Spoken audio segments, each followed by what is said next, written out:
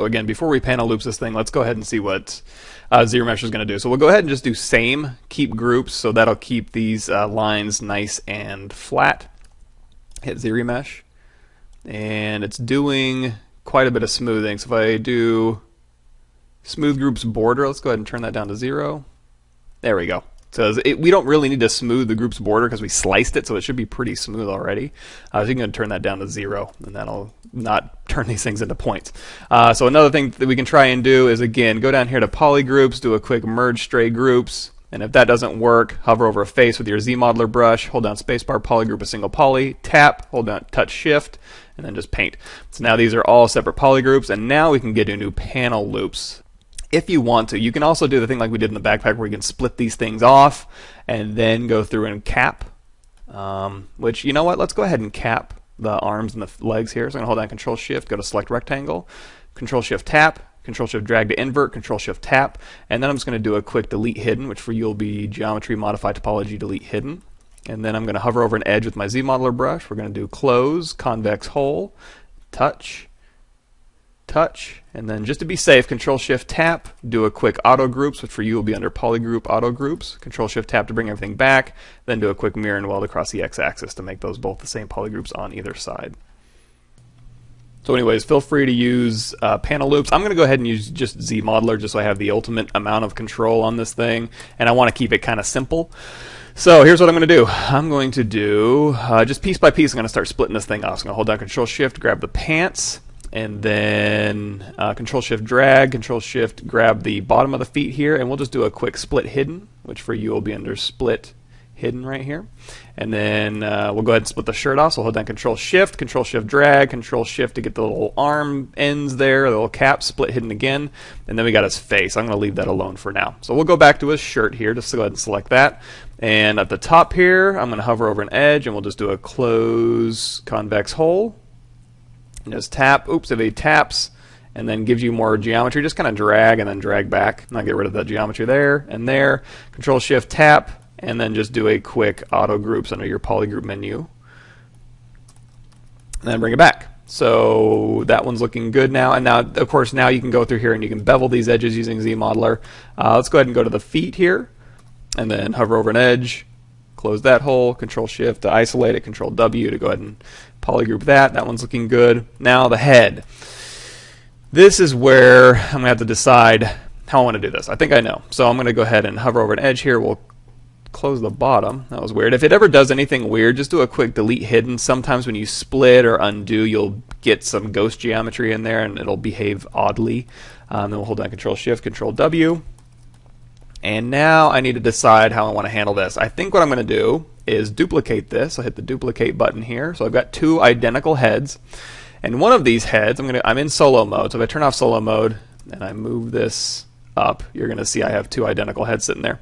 But if I'm in solo mode, I only see this one. I'm going to go ahead and use hover over a face, do Q Mesh, Polygroup All, and then this whole polygroup I can just kind of push back, and that'll give me a nice ring.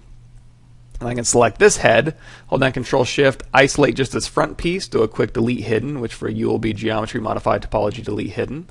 And now I've got a face in here that I can now go into Z-modeler, pull that back, go into solo mode, and it's got, you know, whenever you Q mesh or extrude backwards, it tends to want to flip your normal. So just go all the way to the bottom here under your tool menu, display properties. If you turn on double, you'll see both sides. It'll look right, but it will behave incorrectly because the normals are actually flipped. So turn off double, hit flip, and now we're in good shape. So now we've got all these nice individual pieces, and again, you can alt tap any of these. You can hit D to go into your geometry dynamic subdiv mode. Really quickly, I can just go to a crease polygroups, which for you will be under geometry crease PG. And you know, you see how busy this starts getting. That's why, again, you want to make your own custom menus. Go check out my YouTube channel for how to do that. And then we'll do the same thing for this one. We'll just do a quick crease polygroup, hit D. Same here, crease polygroup, hit D, and now we're getting a dynamic preview. We'll go ahead and do the same thing for his face here. Crease polygroup, hit D, and now we're getting nice smooth surfaces here. And even while we're in dynamic preview mode, you can still go through here and soften or polish any geometry you'd like to. You can go in here with your move brush and kind of move these things around. You can also isolate just this front piece here and do a quick polish by features with a closed hole, and that'll kind of just even that surface out nice and smooth. Hit D, and there we go. Now, because this is now a separate piece of geometry, you can just hold down Shift with a normal that you just with a W transpose it back. And just to close those gaps, I'm also going to kind of stretch it out slightly to the left, and then maybe go to the side here and stretch it up. There we go. So now we got a little bit of space in between here, and at this point you can decide if you want to go through here, hit Shift D to go out of Dynamics Preview mode, and I'm going to go ahead and start closing something as I hold down Shift and just start closing some of these out.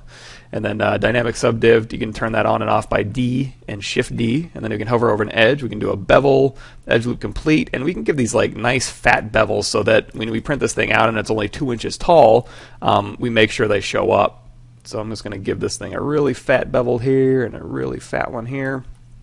And then we'll just do another crease polygroup because everywhere we beveled actually got its own polygroup. So if we hit D again, we'll get a nice cartoony look. And then same thing for this shirt here. I'm just going to go through here. And the reason why I do Shift D is just to kind of see how that bevel is going on there. I can hit crease polygroup, which again is under the geometry crease menu, crease PG. Hit D.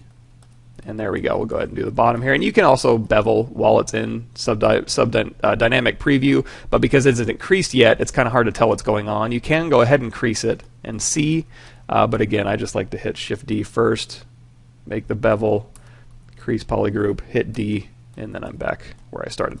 We'll go ahead and do it for the pants here.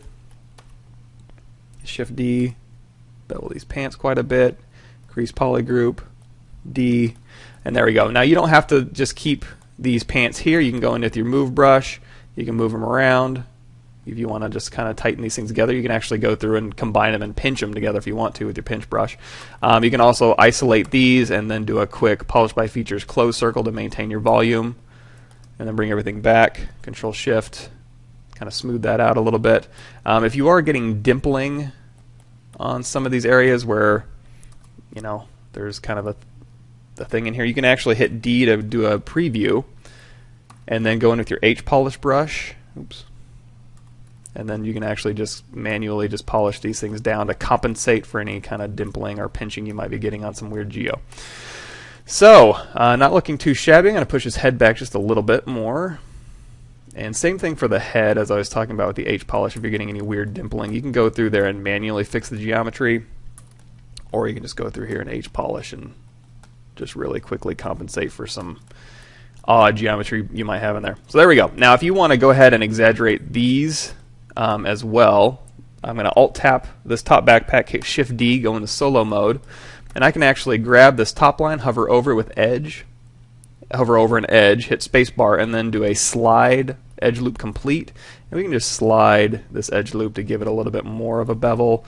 Go out of solo mode, Alt-tap that bottom one. And this one I'm not even going to bother going out of Dynamesh preview, the dynamic preview. I'm just going to grab it and slide it down.